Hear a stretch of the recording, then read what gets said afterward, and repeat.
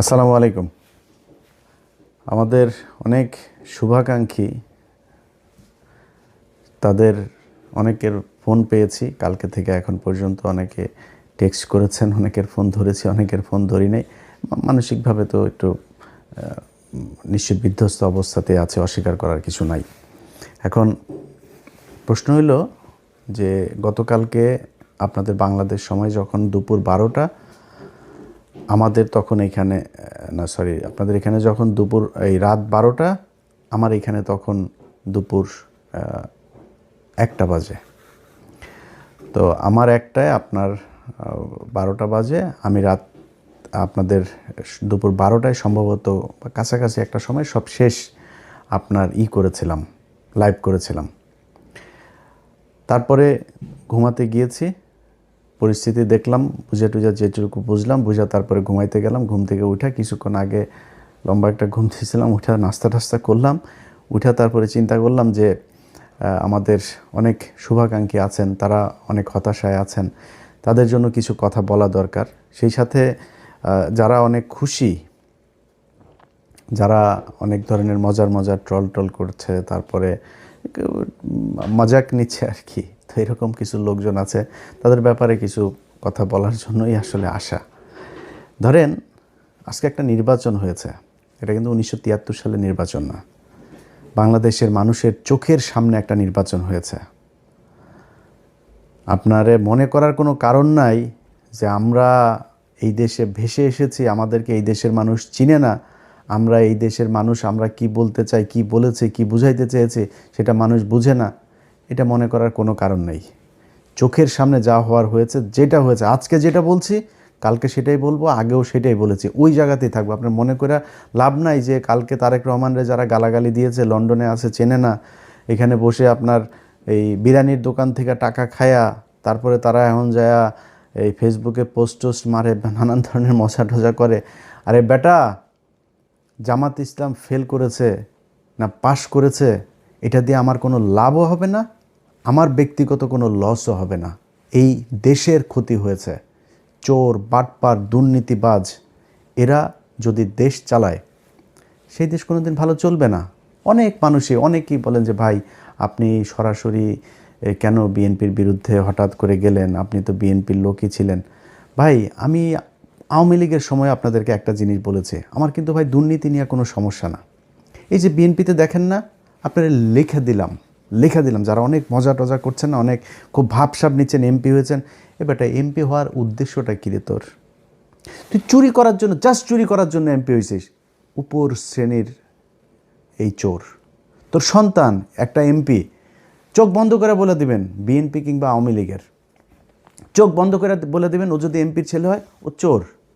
ওর পেটের মধ্যে পাড়া মারলে চুরির টাকা বের হবে, চুরির ভাত বের হবে, খাবার বের হবে। ও যে গাড়ি চড়ে সেটা চুরির টাকার, এই বাংলাদেশের জনগণের চুরির টাকার ইয়ে।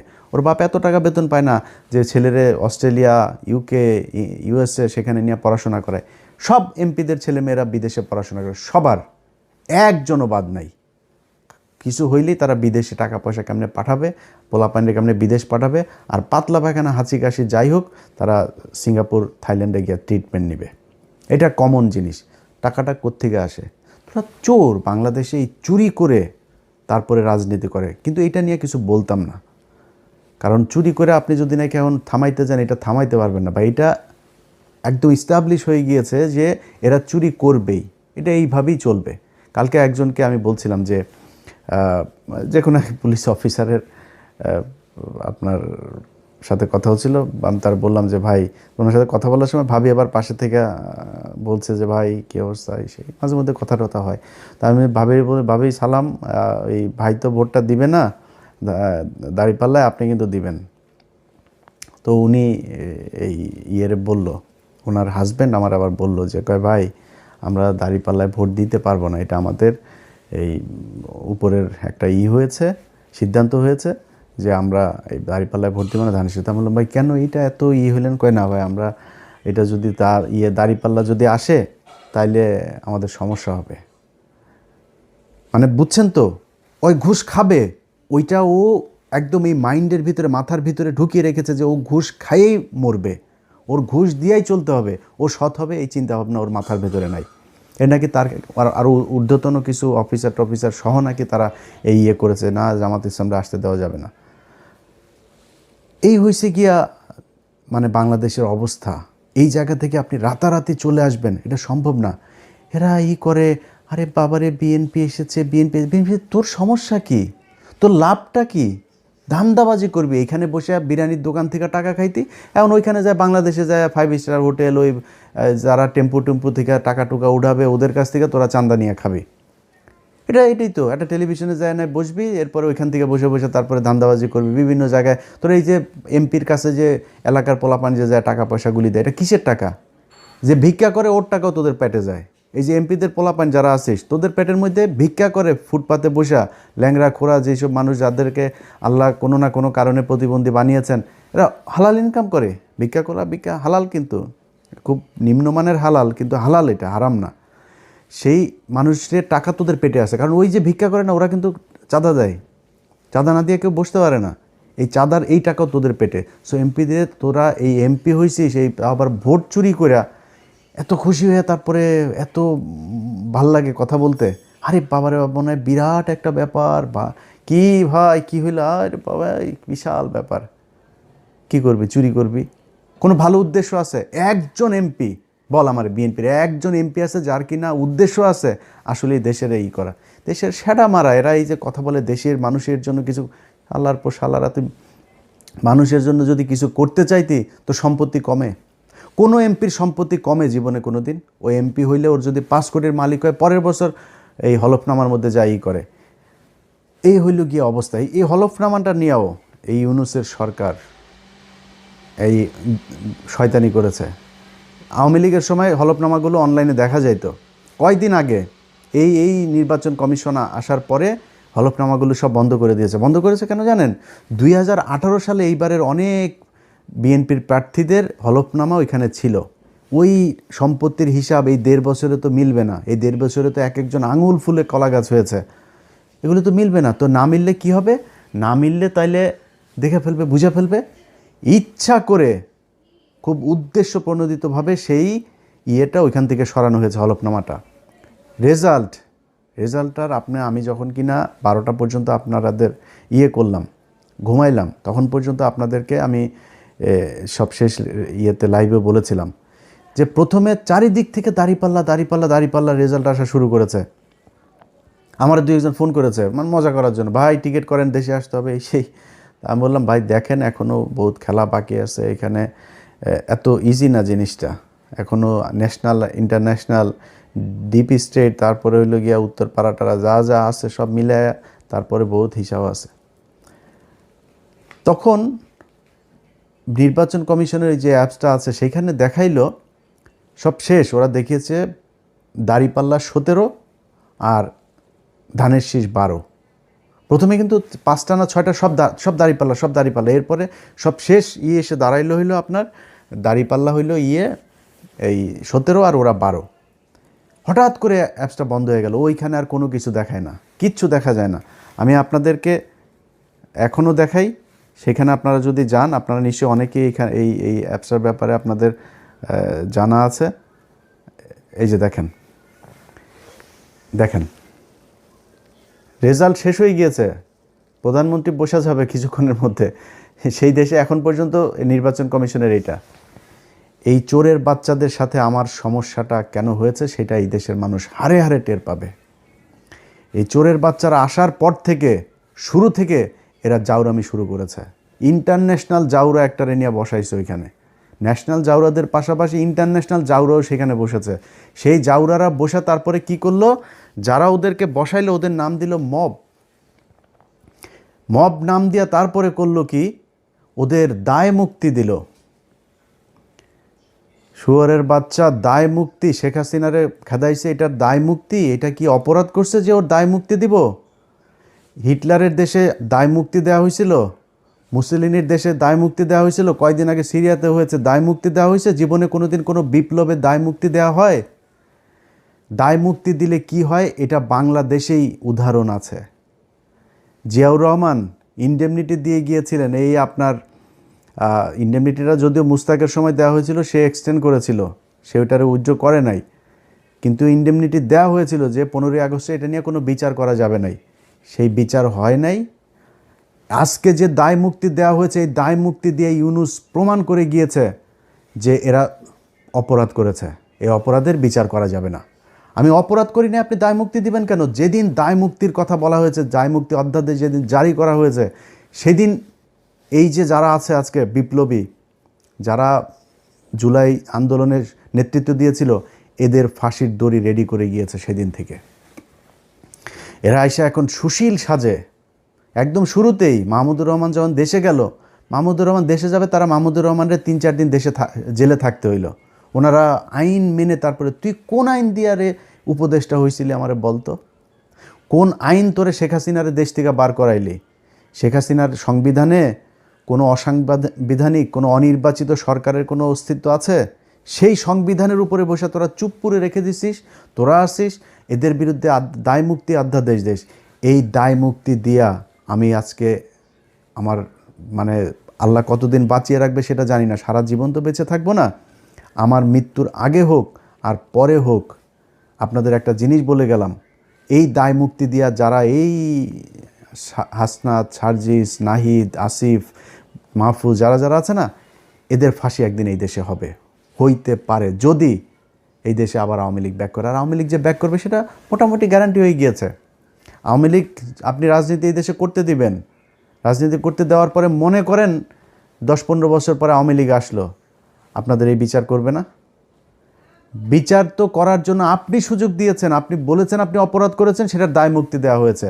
দায় মুক্তি অধ্যাদেশটা বাতিল করে দিল, কি করবেন? 15ই আগস্টের ঘটনায় সব কয়টার ফাঁসি দেওয়া হয়েছে না? এই একই দায় মুক্তির অধ্যাদেশ করা হয়েছিল তো, তাই না? এই ইন্ডেমনিটি দিয়েই তাদের বাঁচিয়ে রাখা হয়েছিল, দেশ থেকে বের করে দেওয়া হয়েছিল। তারপরে জিয়াউর রহমান যদি সেদিন এই বিপ্লবীদেরকে দেশে রেখে তারপরে যদি সরকার পরিচালনা করত, সেই বিপ্লবী সরকার দিয়ে যদি পরিচালনা করতো, তাহলে জিয়াউর রহমানেরও মরতে হইতো না। জিয়াউর রহমান এই একই পাকনামি করে তারপরে তাদেরকে, মেজর ডালিম যিনি এখন বাইরে আছেন, যদি আধা ঘন্টা তার সাথে কথা বলেন, তাহলে 29.5 মিনিট জিয়াউর রহমানের গালাগালি করে উনি। বিশাল ক্ষোভ তার, প্রচণ্ড ক্ষোভ, অনেক ঘৃণা আমার দেশের প্রতি। কারণ এই দেশ তারা বাঁচিয়ে গিয়েছেন, এই বীর যোদ্ধাদেরকে আমাদের দেশের মানুষ সম্মান করতে পারে নাই, এই জন্য আজকে দেশের এই অবস্থা। আপনারা এখন দাঁত কেলায়া তারপরে হাসেন, আরে বাবারে বাবারে বাবা, কত নির্লজ্জ হইলে একটা মানুষ। আরে বেটা, মানুষ জানে না আমরা কারা, আমরা কি কথা বলি আমরা জানি না। তো একজন আমার একটু আগে বলতেছে যে ভাই আপনি বিএনপির বিরুদ্ধে একদম এইভাবে অলওয়ে কেন গেলেন? এবারটা বিএনপির বিরুদ্ধে যাই নাই, বিএনপি যে চাঁদাবাজি করে, চাঁদাবাজি করেই খাবে, এটা আমরা জানি। আমি আওয়ামী লীগ আমলে বলেছি এই কথা, যে বিএনপি যদি 15 বছর সুযোগ পায়, তাহলে আওয়ামী লীগের চেয়েও ভয়ঙ্কর অবস্থা ধারণ করবে দুর্নীতির দিকটা। খালি জিয়া পরিবারের প্রতি সম্মানটা কেন? জিয়া পরিবারের প্রতি সম্মান একটাই কারণ, সেটা হচ্ছে যে ভারতের বেলায় তারা এই ভারত তার বাবাকে মেরেছে, ভারত তার মাকে মেরেছে, হইতে পারে এই ভারতের হাতে তারও মৃত্যু হবে। সো এই ভারত তার পরিবারের শত্রু। পারিবারিকভাবে তারা ভারতের বিরুদ্ধে সবসময় অবস্থান নিয়েছে, তাদের ভিতরে একটা দেশপ্রেম আছে, যেই কারণে আমরা এদের প্রতি একটা আমাদের সফট কর্নার আছে, তাদের প্রতি একটা সম্মান আছে। কিন্তু এখন দুর্নীতির কথার কারণে তো আমরা তার কাছ থেকে এই বিএনপির বিরুদ্ধে এইভাবে দাঁড়াইনি। কেন দাঁড়িয়েছি? তিনি হঠাৎ করে এসে এখন বলছেন শেখ হাসিনার পরিবারের লোকজন চাইলে রাজনীতিতে ফিরবে। তারপরে হইলে আওয়ামী লীগ নাকি ওনাদের ভাই ভাই, নির্বাচিত হইলে সব মামলা তুলে নেবেন। আওয়ামী লীগের লোকজনের প্রতি কোনো ক্ষোভ নাই, তাদের কোনো কিছুই হবে না। তো সেটা যদি হয়, এখন হয়েছে, এখন সেটা হয়তো হবে। তো তাহলে তো এটা আমাদের সমস্যা। আমরা তো এই আওয়ামী লীগ আর ইন্ডিয়ার জন্যই তো আমরা এত কিছু করেছি। আমি যে আমার নিজের পরিবারের এই যে এতটা বছর নষ্ট করলাম, কেন? আওয়ামী লীগ আর ভারতের কারণে। আপনি সেই আওয়ামী লীগ তো মানে এটা সেপারেট কিছু না, Awami League itself India. So আপনি আওয়ামী লীগকে আনবেন আর ইন্ডিয়া আসবে না, বিষয়টা তো এরকম না। যেই কারণে আপনাদের পক্ষে থাকার কোনো সুযোগ ছিল না, এবং আজকে নাই, এখান থেকে ফিরে না আসলে সামনেও থাকবো না। আপনার মনে করার কোনো কারণ নাই যে ওই বিরানি আলমদের মতন আপনার 5 বছর আগে বলবো যে তারেক রহমান লন্ডনে কে যেন ওই যে ভাবসাব নিয়ে কথা বলছে না আপনার ওরা, এখন তারেক রহমানের পা চাটে। এটা ইলিয়াসরে দেওয়া হবে না, এটা আপনারে দেওয়া হবে। এই ইলিয়াসের পেটের মধ্যে হারাম ঢোকানো বহুত কঠিন জিনিস, সো ওইটা আপনাদের দেওয়া হবে। আপনারা হাসি খুশি তারপরে এখন খুব মজায় থাকবেন, মজা। এটা আপনারা জন্ম নিয়েছেন অসৎ পয়সা, হারাম টাকা, মানুষের কুকুরের মতো লাথি উষ্টা খায় তারপরে তার পায়ে চাপা ধরে বসে থাকার জন্য। আমাদের এই জন্য জন্ম হয় না। আল্লাহ যেন ওই রাস্তায় জীবনে কোনো দিন না নেয়। জীবনের সবচাইতে খুব খারাপ পরিস্থিতির ভেতরে দাঁড়ায়ও নিজের আদর্শ যেটা ওইটা ধরে রাখবো। এইটা সারা জীবন করব, আজকে করছি পরেও করব। জামাত ইসলাম আজকে হেরে গিয়েছে না, হারানো হয়েছে তাদেরকে। এই জামাত ইসলামের খুব খারাপ ভয়ঙ্কর পরিস্থিতিতেও ছিলাম, সামনেও থাকবো যতক্ষণ পর্যন্ত দেখব যে না এই লোকগুলি সৎ। আমার যদি আপনি এখন ইন্ডিয়ার বিষয়টা না আনতেন, আমি বিএনপির সাথে জামাতের বিষয়টা এইভাবে করতাম না। কিন্তু যেহেতু আমি নিজের চোখে দেখছি এই দেশের, এই ভারতের হাত থেকে আমার শত্রু, ভাই পৃথিবীতে আমার কোনো শত্রু নাই, আমার শত্রু একটাই, সেটা হচ্ছে ভারত। এই ভারতের বিরুদ্ধে যারা, ভারত যাদেরকে অপছন্দ করে, আমি তাদের দলে। সো তারা স্পষ্ট অবস্থান নিয়েছে, তারা সরাসরি বলেছে যে খালেদা পুত্র ভারতের সাথে সমঝোতা করে দেশে ঢুকেছে। তাদের পত্রিকা নিউজ করেছে। এই কয়েকদিন আগে তাদের এক মিলিটারি অফিসার, খুব ঊর্ধ্বতন অফিসার, রিটায়ার্ড, সে বলেছে যে যেদিন বলেছে যে দিল্লি না ঢাকা, ঢাকা ঢাকা, দিল্লি না পিন্ডি, ঢাকা ঢাকা ঢাকা, এই ঢাকা না পিন্ডি, ঢাকা ঢাকা, এটা যেদিন বলেছে সেই দিনই বিএনপি শেষ হয়ে গিয়েছে, সেদিনই বিএনপি ভারতের পক্ষে চলে এসেছে। মিলিটারি অফিসার বলেছে এই কথা। তো এর মানে হলো কি যে আপনার ভারতের সাথেও তাহলে নিশ্চয়ই কিছু একটা হয়েছে, আমরা তো সেটা এখনও জানি না সেই ঘটনা কি হইলো আসলেই কি। তো এই জিনিসগুলি আমরা দেখলাম সেই শুরু থেকে এখন পর্যন্ত। তো দেখে একটা নির্বাচন হইল, এবং সেই নির্বাচনের মধ্যে যদি নাকি মিনিমাম আপনাদের লজ্জাবোধ থাকতো বা সততাবোধ থাকতো, তাহলে নির্বাচন শুরু হওয়ার আগের থেকে 2 মাস ধরে যখন এই যে মানুষগুলোকে আপনার করা হচ্ছে, হুমকি দেওয়া হচ্ছে, ঘর থেকে বের হইতে পারবি না, ঘর থেকে বের হইলেই কিন্তু পা ভেঙে দেওয়া হবে, ভোট কেন্দ্রে ধানের শীষের লোক ছাড়া কাউকে যেতে দেওয়া হবে না, এই এই এই হুমকিগুলো দিয়েছে না। এই হুমকি দেওয়ার পরে বিএনপি থেকে কোনো ব্যবস্থা নেওয়া হয়েছে? তারেক রহমান দেশে যাওয়ার পরেও কোনো ব্যবস্থা নেওয়া হয়েছে? কিছুই করা হয় নাই। তাহলে ঘটনাটা কি দাঁড়াইলো? ঘটনা দাঁড়াইল আপনারা এরকম একটা নির্বাচন করেই ক্ষমতায় আসতে চেয়েছেন। সো এত ভাব মারার কিছু নাই তো, চুরি করে এসেছেন ক্ষমতায়, চুরি করে ক্ষমতায় দেখেন থাকেন। আল্লাহ যা করে ভালোর জন্য করে। যদি নাকি মনে করেন যে এই সামনের দেশ চালানোটা এত সহজ হবে, এত সুন্দর এক দেশ আপনাদের জন্য রেখে গেল এই বালের সরকার একটা, এটা মনে করার কোনো কারণ নেই। প্রতিটা পদে পদে টের পাবেন। আপনার যেই ভালোবাসার সাংবাদিকরা আপনাদের এখন আছে, সেই সাংবাদিকরাই বুঝাই দিবে, এরাই বুঝাই দিবে আপনাদেরকে কি জিনিস তারা। তারা সেই হাসিনার পাচাটা কুকুরগুলো এখন ওইখানে বসে আছে, তারা এখন আপনাদের খুব বিপদে পড়ে তারপরে পাটা চাটছে। কয়দিন পরে পা দুইটা ধাপ করে সরাই দেওয়ার পরে বিচিতে ধরে টান দিবে, বলে গেলাম এটা। তো এই হচ্ছে নির্বাচনের সার্বিক অবস্থা। আপনাদের যদি আমি চ্যানেল 24-এর ইয়েটা দেখাই, আপনারা দেখেছেন গণমাধ্যমের আজকের ভূমিকা। তারা প্রথম অবস্থায়, আমি সব শেষ ইয়েটা যখন করলাম, লাইভটা যখন করলাম, ধরেন তখন বাজে কয়টা, বাংলাদেশ সময় দুপুর 12টা বাজে। ওই সময়টাতে দেখেন তারা কি করলো, নিউজ করছে শুধু বিএনপির, শুধু বিএনপির। আরে আমার তো মানে মূল ছিল যে খবরটা জানা, যে চুয়াডাঙ্গার অবস্থাটা কি, যে চুয়াডাঙ্গায় কতজন এই শরীফের বিরুদ্ধে যে দাঁড়িয়েছে মাসুদ পারভেজ রাসেল, তার কী অবস্থা। ওনার আবার ওইখানে আমার কিছু সম্পৃক্ততা আছে, যেই কারণে আমার এটা নিয়ে খুব আগ্রহ ছিল। রাত 12টার ভেতরে উনি রেজাল্ট পেয়েছেন। মানে এই রেজাল্ট পাওয়ার পরে সেই মাসুদ পারভেজ রাসেলের নিউজ হয়েছে হলো চ্যানেল 24-এ এখন থেকে 2 ঘন্টা আগে।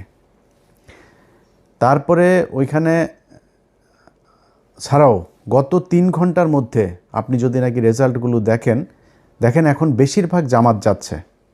দেখেন রাজশাহী 4 আসনে আব্দুল বারী সরকার, তিনি 1,15,000 পেয়ে বিজয়ী হয়েছেন।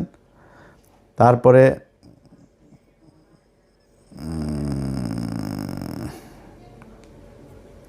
তারপরে ধরেন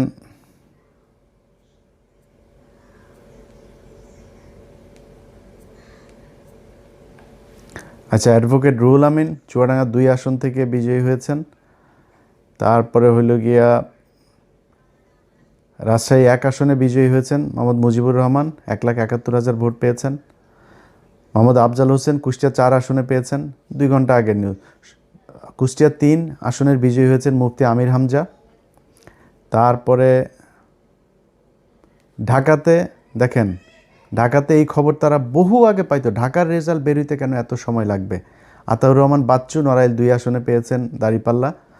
তারপরে আপনার নামগুলো মনে রাখেন। তারপরে দাঁড়িপাল্লার অধ্যক্ষ আব্দুল হালিম বাগেরহাট 4 আসনে পেয়েছেন। তারপরে বাগেরহাট 2 আসনে বিজয়ী হয়েছেন শেখ মঞ্জুরুল হক রাহাত ভাই। ঢাকা 5 আসনে দাঁড়িপাল্লা বিজয়ী হয়েছেন। দেখেন ঢাকা 5 আসনে কেন এখন রেজাল্ট আসতে হবে? 3 ঘন্টা আগে রেজাল্ট দিয়েছে সিরাজগঞ্জ 4 আসনে রফিকুল ইসলাম ভাই। তারপরে হইল গিয়া ওই যে হাবিবুর রহমান নামে বাটপার আছে যে একটা, এই বাটপার ফেল করেছে আবু তালেব মণ্ডল ভাইয়ের কাছে পাবনা 4 আসনে। তো এনারা এই খবরগুলো এখন দিচ্ছে। আপনাদের মনে আছে শুরুতে যখন তারা বিএনপির খবরগুলো সব দিচ্ছে, আমি আমার সব শেষ লাইভ যেটা করলাম, আমি আমার লাইভে এই নামগুলো বলে গিয়েছি না? এই যে রাহাত ভাইয়ের নাম বলে গিয়েছি না? এই যে চুয়াডাঙ্গা 2টা আসন, এই যে মুফতি আমির হামজা সহ কুষ্টিয়া 3টা আসনের কথা, বাগেরহাট আসনের কথা, এগুলো বলে গিয়েছি না? সেই রেজাল্ট এখন আসছে। কেন আসছে? এখন কেন আসছে? এখন ওনাদের যেই মানে লিমিট যেটা ছিল সেই লিমিট পূরণ হয়ে গিয়েছে। টার্গেট পূরণ হয়ে যাওয়ার পরে এখন গড়পড়তা এখন যা এখন যে যেমনি লবিং টবিং করে যার মতো করে পারছে সে সেটা নিচ্ছে। তো এখন আবার একদম না দিয়ে তো আর পারা যায় না। যে জায়গায় পারেই না, ওই পোলিং এজেন্ট যারা ছিল তারা কোনোভাবেই নাসুর বান্দা হয়ে তারপরে দেখছে যে এটা ঝামেলা করা যাবে না, ওই জায়গাগুলোতে এখন আসন দিয়ে। আর এখন তো আসন এই কটা আসন তো দিতে হবেই, 2/3 হয়ে গিয়েছে, আর কি দরকার? এইভাবে নির্বাচনটাতে করা হয়েছে। তো এরপরে এখন সারা দেশের মানুষের ধরেন একটা ক্ষোভের জায়গা আছে। যেমন আমি নিজে ঢাকা শহরের অনেক জায়গায় অনেক অনিয়ম, সারাদিন বহু অনিয়ম হয়েছে, অনেক জায়গায় এজেন্টকে থাকতে দেওয়া হয় নাই, অনেক জেলাতে পুরো মানে সব কেন্দ্র দখল করে তারা করেছে।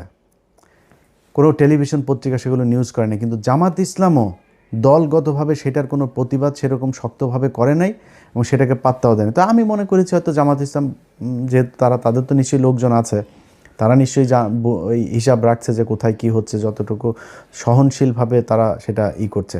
কিন্তু না, পরে দেখা গেল সেই ইয়েগুলোতে, যেমন আপনার ভোলাতে যে অধ্যক্ষ আপনার নজরুল ইসলাম, দেখেন তাকে মানে একদম জোর করে হারানো হয়েছে, তারপর অনেক ভোট পেয়েছে খুব কাছাকাছি ব্যবধানে। আপনার এই যে ভোলার আরেক আসনে ওই যে হাফিজ গিয়াসউদ্দিন আল মামুন, হাওয়া ভবন মামুনের যেই ভাই হাফিজ ইব্রাহিম, খুব কাছাকাছি ব্যবধানে সে জয়ী হয়েছে। কত মানুষ ভোট দিয়েছে ওইখানে।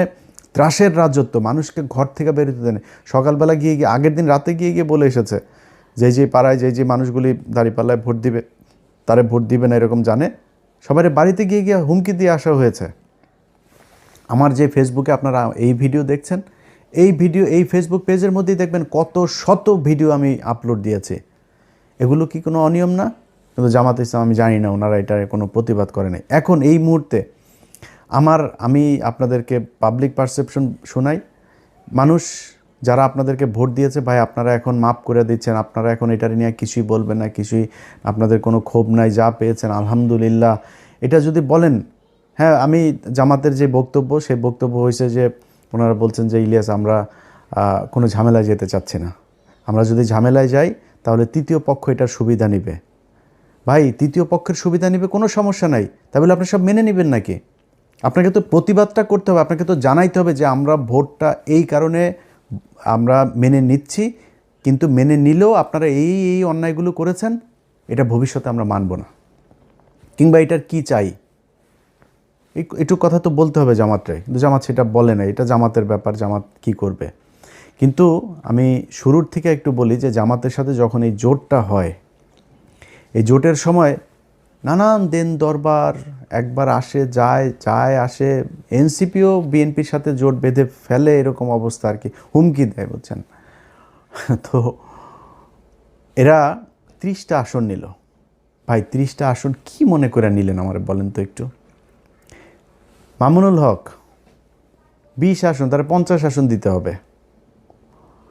তারপরে এ গ্রেড প্রার্থী ওই যে রেজু ফজু চরমনার এই মাতালটা 150 আসন চেয়েছে, মানে ওনারে 150 দিতে হবে। জামাতের নেতৃত্বের জোটে জামাত 100 আসনে করবে, আর অন্যান্য যারা জোটের সঙ্গী আছে তাদেরকে বাকি 50টা। কি শিয়ালের ভাগ বুঝতে পারছেন। তাদের এ গ্রেডের 143টা প্রার্থী, সে এ গ্রেডের প্রার্থীর কই চাচা? আপনি নিজে 2 আসনে দাঁড়িয়েছেন, ভাবটা দেখেন তার। ধরেন দলের প্রধান আছে না, যেমন খালেদা জিয়া, শেখ হাসিনা, ওনারা যেমন দাঁড়াইতো, তারেক রহমানও 2 আসনে দাঁড়িয়েছেন। তো এই দলের প্রধান হইলে আবার 3টা 4টা, আমি জানি না এটা কেন করে, তো 3টা 4টা 5টা আসনে এরকম দাঁড়ায়, এটা আমাদের দেশের বোধহয় রেওয়াজ এরকম।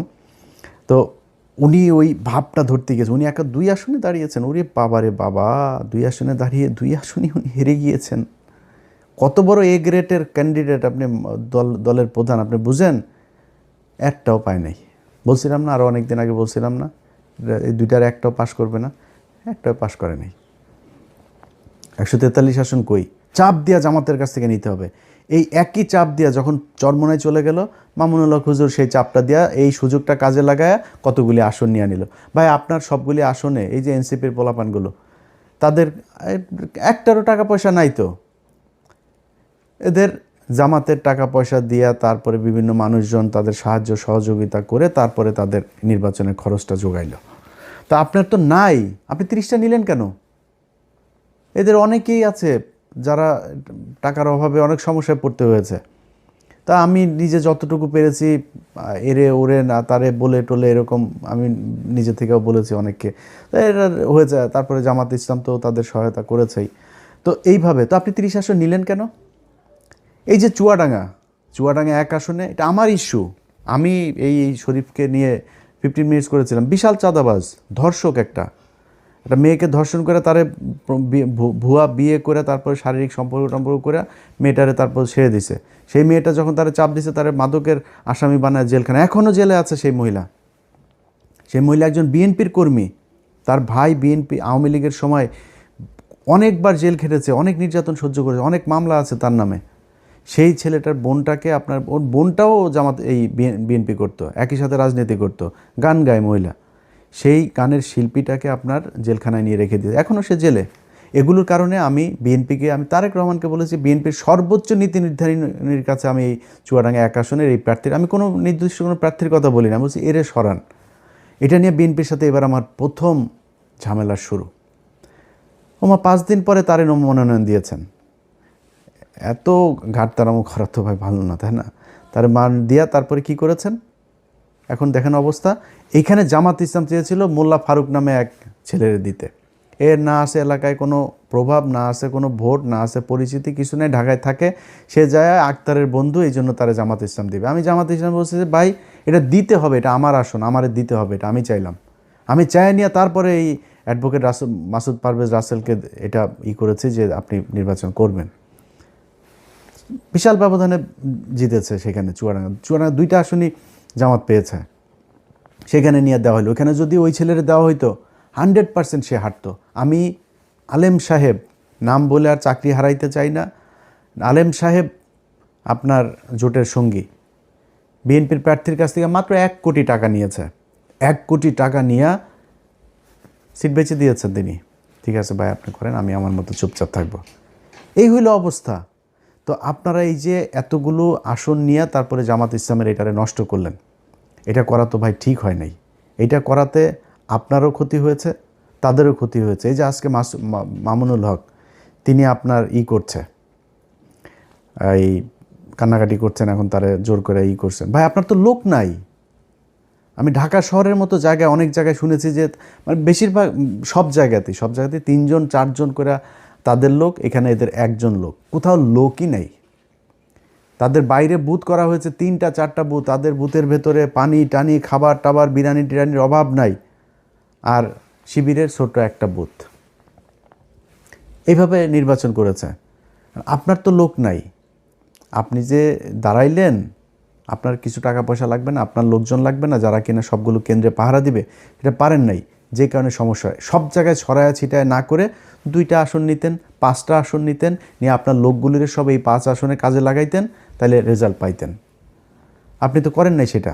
আপনাকে মানুষ ভোট দিয়েছে, ভোট আপনারে দেয় নাই, ভোট এই ধানের শীষের বিরুদ্ধে মানুষ ভোট দিয়েছে। এবার নৌকারে যেভাবে ঘৃণা করেছে, এবার ধানের শীষে 1.5 বছরে মানুষ ওই ঘৃণা করেছে, করে আপনাদেরকে ভোট দিয়েছে।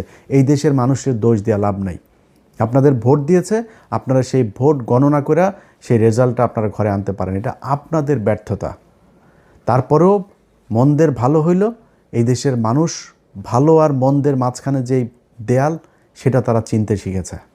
যারা কিনা ভাবসাব মাইরা এখন মনে করেন ইনমিন কইরা তারপরে পারফিউম মেয়েরা সরকারি গাড়ি নিয়ে সংসদে যাবে, ভাই পেটটার মধ্যে, আপনার বাচ্চার পেটটার মধ্যে পাড়া দিলে ঘুষের টাকা, চুরির টাকা, পাবলিকের চুরির টাকা আমি আপনার ঘরে, তো ভাব ছুতান কেন?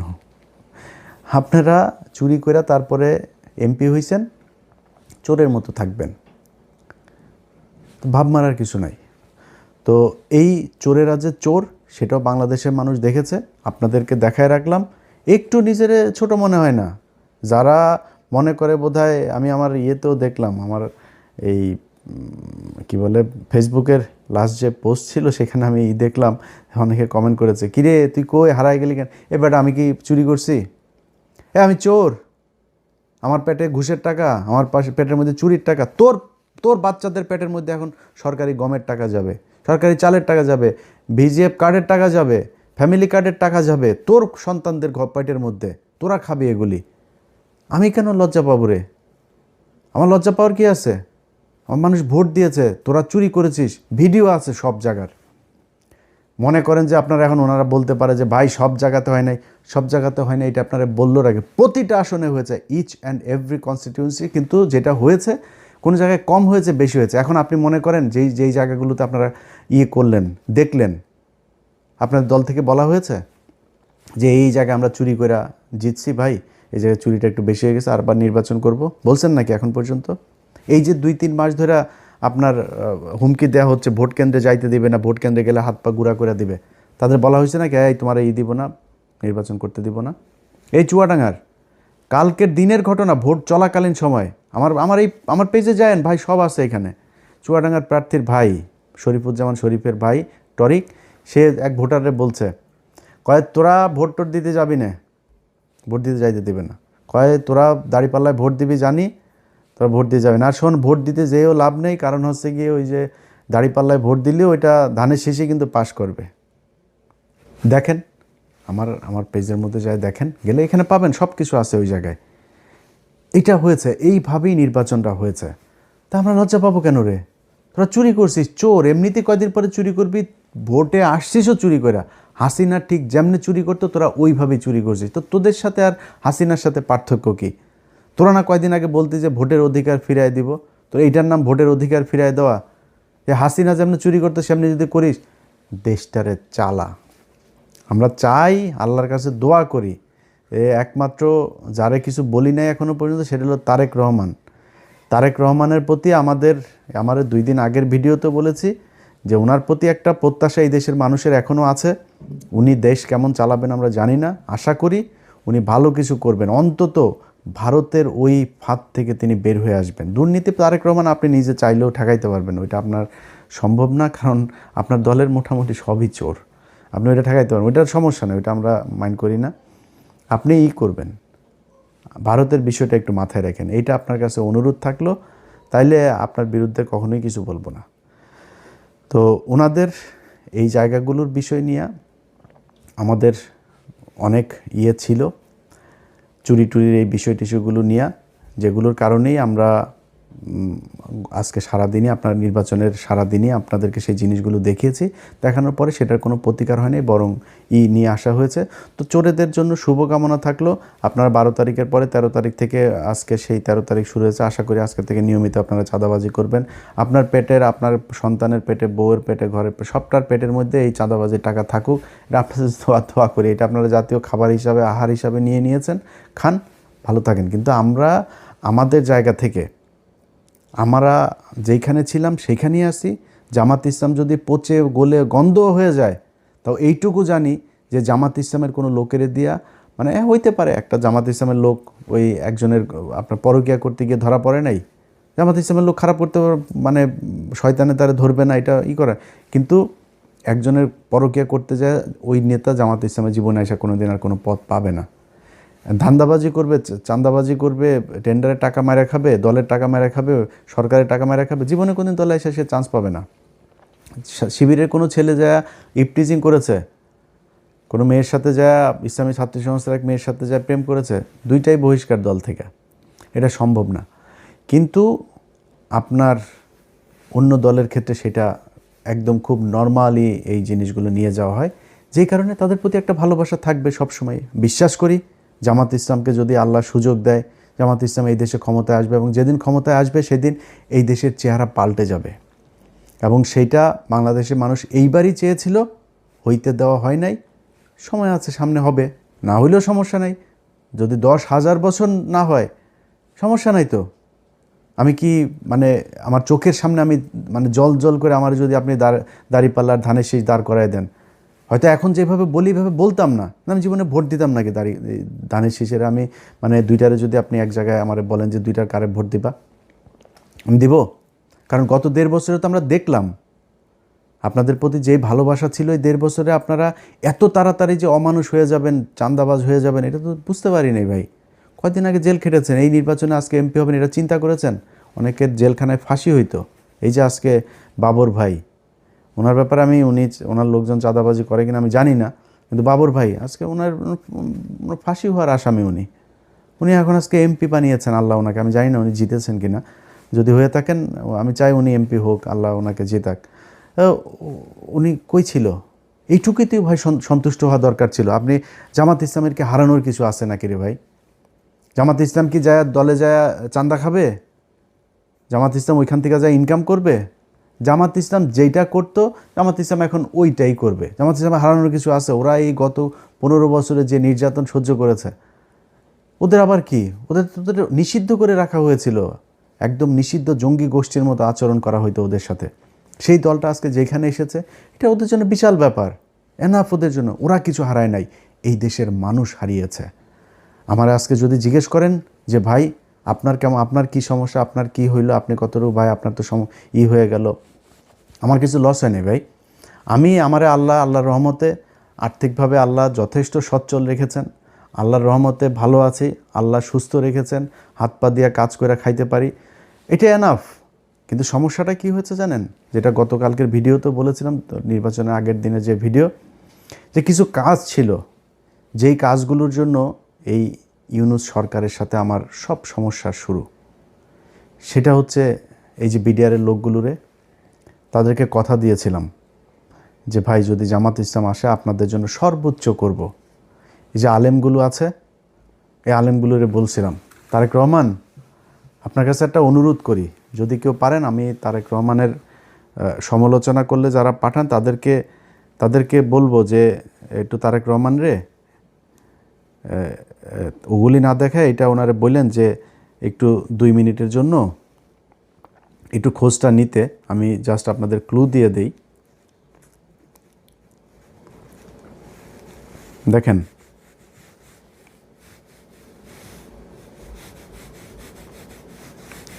দেখেন এটা আপনাদেরকে আমি দেখাই, আমি জানি না আপনার দেখা যাবে কি না। আচ্ছা, এই যে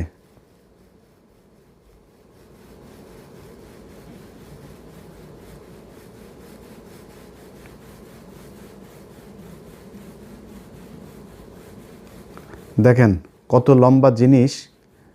এই জিনিসটা যেটা দেখলেন না, আরও আরও আরও আছে, আরও অনেক আছে, আরও অনেক অনেক অনেক, প্রায় 1,500 মানুষের তালিকা এখানে। এই মানুষগুলো এখনও জেলখানায় আছে। মামুনুল্লাহ খুজুর, আপনি যে আজকে এমপি হওয়ার জন্য যে তোড়জোড়টা করছেন না, আপনি এই জেলখানায় যারা আপনার পা ধুইয়া দিত, নিজের বাসা থেকে খাবার নিলে নিয়ে আপনারে দিয়ে আসতো, আপনার ভোর রাতে উজু করার জন্য যা পানি নিয়ে আসে দিত, সেই মানুষগুলো এখনও জেলখানায় আছে হুজুর। খোঁজ নেন নাই আপনারা। 1.5 বছর আপনি এই আফগানিস্তান ঘুরতে যান, জেলখানার মানুষগুলোরে ছাড়াইতে পারেন নাই। এটার নাম জেহাদও না, এটার নাম ইসলামও না, আপনারা করেন নাই। তো যে দুইটা জিনিস বললাম, আমার বাংলাদেশের যত প্রভাবশালী, এটা সেনাপ্রধান হোক আর ইউনূস হোক, আসিফ নজরুল হোক, সবার সাথে আমার গ্যাঞ্জাম বেঁধেছে দুইটা জিনিস নিয়ে। সেটা হলো বিডিআরের এই লোকগুলোকে, এটা কেন জানি মায়া লাগে এদের জন্য। এখন কী বলবো বলেন, আরে আলেম এই দুইজন আর আরেকটা জায়গা আছে, সেটা হইলো যে ওই যে ফেনীতে 16 জন মানুষ কন্ডেম সেলে পড়ে আছে, তাদেরকে এই বনজ কুমার একদম আপনারা তদন্ত করেন আবার আপনার মতো, আমি আমার মতো তদন্ত করেছি, 15 মিনিটস করেছি, সেখানে দেখিয়েছে সেগুলো কি হয়েছে। যদি পারেন ওই মানুষগুলোরে একটু ছেড়ে দিন। আর আরও কিছু জিনিস আছে, এই যে প্রথম আলোর ঘটনায় কিছু মানুষকে এখানে জেলখানায় নেওয়া হয়েছে, এই মানুষগুলোর ছেড়ে দিন। এই মানুষগুলোর কেউ এটার সাথে জড়িত না, আমার নামে মামলা দিয়ে রাখেন। এই মানুষগুলোর এইখানে তারা ফেসবুকে একটা পোস্ট করেছে, একটা পোস্ট শেয়ার করেছে, সেই কারণে তাদেরকে নিয়ে তারপরে এখন একটা করে তারপরে বিচার করার চেষ্টা করা হচ্ছে। এই খুশিটা প্রথম আলোরে করতে যায় না তারেক রহমান। আপনার আজকে যত সাংবাদিকরা আপনার পায়ের নিচে আপনার জিভ দিয়ে আপনার পা চাটছে, এরা সবাই আপনার বিরুদ্ধে ছিল, সবাই। এখানে এই বাংলাদেশে এমন একজন সাংবাদিক নাই যে সাংবাদিক, আমি সাংবাদিক খুব ছোট একটা সাংবাদিকের আপনার জন্য এই গত 6 বছরে যতটুকু আমি নিজের ক্ষতি করেছি এটুকু কেউ করে নাই। এই 6 বছর আপনি আজকে আপনারা যেমন কথা বলছি না, এই 6 বছরে এমন কথা বলি নাই কোনো দিন। কারণ আপনারে এই 6 বছরে আপনারা যে নির্যাতন সহ্য করেছেন, এই নির্যাতনের এই সময়টাতে আপনি আমার কিছুই করতে পারতেন না আপনার বিরুদ্ধে কথা বললে। কোনো দিন বলি নাই, কোনো দিনও বলি, একটা সিঙ্গেল ওয়ার্ডও আপনি আমার দেখাইতে পারবেন না। আজকে পরিস্থিতির কারণে কিছু সমালোচনা করি, এগুলো নিলে আপনার ভালো হবে। কারণ হলো যে এই যারা আজকে পাঁচাটে, এই পাঁচাটা বাহিনী 2 দিন পরে রাতারাতি বের হয়ে যাবে। আর আরেকটা অনুরোধ আপনার কাছে করে যাই, জীবনে কোনো দিন আওয়ামী লীগকে নিয়ে আসার চেষ্টা করেন না। আওয়ামী লীগকে যদি নিয়ে আসার চেষ্টা করেন, আপনার দল থাকবে না। কেন থাকবে না জানেন? জামাত ইসলাম কিন্তু পেছনে যাবে না। জামাত ইসলাম যেখানে এসছে এখান থেকে সামনে যাবে। আমি এবার একটা খুব কুবুদ্ধি দিয়েছিলাম জামাতের আমিরকে। আমি তাদের বলেছিলাম যে হুজুর আপনি একটা কাজ করেন, আওয়ামী লীগকে নির্বাচনে আসতে দেন। আওয়ামী লীগের নির্বাচনে আসলে আওয়ামী লীগ জামাতের ভোট কাটতো না, আওয়ামী লীগ আপনাদের ভোট কাটতো। যে হিন্দুদের ভোট পেয়েছেন, হিন্দুদের ভোট তো রিজার্ভ ভোট, এটা আওয়ামী লীগের জন্য, এটা আপনারা পাইতেন না। আওয়ামী লীগের নিজস্ব ভোট অনেক পেয়েছেন আপনারা, সেটা আপনারা পেতেন না। আমি এই বুদ্ধিটা কিন্তু দিয়েছিলাম, কারণ আমি জানি যে আপনারা তো করবেনই। আমি তারা বলেছিলাম যে বিচার যাদের নামে আছে, মামলা টামলা আছে, তাদের বিচার করেন, বাট আওয়ামী লীগকে আসতে দেন। সামনে আওয়ামী লীগকে আনতে দিবেন না। এই দেশে আপনাদের দুই চেতনার, আপনারাও তো নাকি 71-এর চেতনার দল, এখন আগে জানতাম না, এটা নতুন করে জানতে পারছি। তো আপনাদেরকে যারা চেতনার দল আর আওয়ামী লীগ চেতনার দল, এই দুইটার মধ্যে একটা থাকবে, দুইটা থাকতে পারবে না। জামাত অন্য লাইনের, ওই লাইনের লোক যারা, তারা জামাতের পেছনেই থাকবে। যাই হোক, ভিডিওর শেষে বাংলাদেশের মানুষের জন্য একটা বাংলাদেশের মানুষের কাছে আসলে ক্ষমা চেয়ে নিচ্ছি যে আপনাদেরকে বিশাল স্বপ্ন দেখিয়েছিলাম, সেই স্বপ্ন বাস্তবায়ন করতে পারি নাই। কেন পারি নাই সেটাও আপনারা জানেন। আপনারা ভোট দিয়েছেন কি দেন নাই, এটা আপনি নিজেকে জিজ্ঞেস করেন। আমরা একটা নীরব বিপ্লব দেখেছি এই দেশে। মানুষ জোর করে এসে 6টা থেকে এসে আপনার ভোট কেন্দ্রে এসে দাঁড়িয়ে থেকেছে। মানুষ ঝগড়া করেছে ভোট কেন্দ্রের ভেতরে 8-10 জন বিএনপির ক্যাডারদের সাথে তারা তর্ক করে নিজের ভোট নিজে দিয়ে এসেছে, এগুলো আমরা দেখেছি। সো আপনারা আপনাদের দায়িত্ব পালন করেছেন। আমার আসলে দায়িত্ব তো, আমি তো আর কোনো রাজনৈতিক দল না, আমি মাঠেও নাই। আমার না বলবো জামাত ইসলাম দায়িত্বটা খুব ভালোভাবে বোধহয়, এই দায়টাও জামাত ইসলাম আমার মনে হয় তারা নেবে, এবং আপনাদের কাছে জামাত ইসলামও নিশ্চয়ই এই ক্ষমাটা চাবে।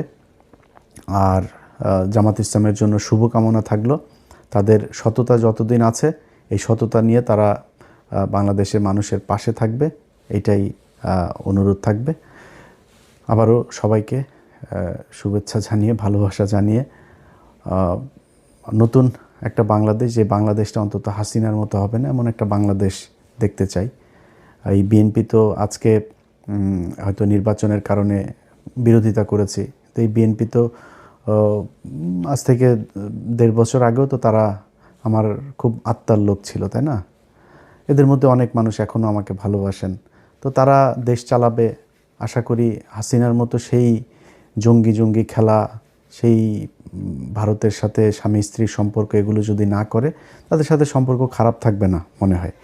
নির্বাচন যদি আবারও আসে 5 বছর পরে, নির্বাচনী প্রতিদ্বন্দ্বিতা করতে গেলে আবারও জামাত ইসলাম যদি নির্বাচন করে, আবারও জামাত ইসলামের পক্ষেই থাকবে। আগেই বলে রাখি, এটা আর মনে করেন আমি আবার বিরিয়ানির দোকানের ওই মাল না, কিন্তু আমি ওই মাল টাকা দিয়ে 2 দিন পর পর পা চাটাইতে পারবেন, আমি ওই জিনিস না। আবার নির্বাচন সামনে আসলে আবার ওই জামাত ইসলামের পক্ষেই থাকবো। যদি এই 5 বছর দেখি আপনারা ভারতের ব্যাপারে সুন্দর পদক্ষেপ নিয়েছেন, করেছেন, তাহলে যে কোনো দিন আবার আপনাদের প্রশংসা করে কথা বলবো, আমার কোনো সমস্যা নেই। আমি কারোর কাছে দায়বদ্ধ না ভাই, জামাতের থেকে বের হয়ে আপনার বিএনপির পক্ষে কথা বলবো, আর জামাত আমার টাকা পয়সা দিয়ে তারপরে আমাকে করেছে, তাদের দলে নিয়েছে, তারপরে তার টাকা পয়সা দেওয়ার ওই ফুটেজ বার করে দিবে, ভাই ওগুলি তো করি নাই কারোর সাথে, আপনার সাথেও করিনি, তাদের সাথেও করিনি, কারোর সাথেই করিনি। সো আমি কারোর কাছে দায়বদ্ধ না। আমার একটাই পরিচয়, একটাই, আমি এন্টি ইন্ডিয়ান। ওই জায়গাতে আপনি যখন বলবেন আওয়ামী লীগরে আনবেন, ইন্ডিয়ার সাথে ভালো সম্পর্ক হবে, তারপরে আপনার ইন্ডিয়ান পত্রিকাতে আপনার কি বলে করবে, প্রশংসা করবে, তখন আমি বুঝবো সামথিং রং, তখনই আপনার বিরুদ্ধে আমি কথা বলবো। আদারওয়াইজ সব কিছু ঠিক আছে, চালায় যান। চুরি করে ক্ষমতায় এসেছেন, দেখেন দেশটা মোটামুটি চালান।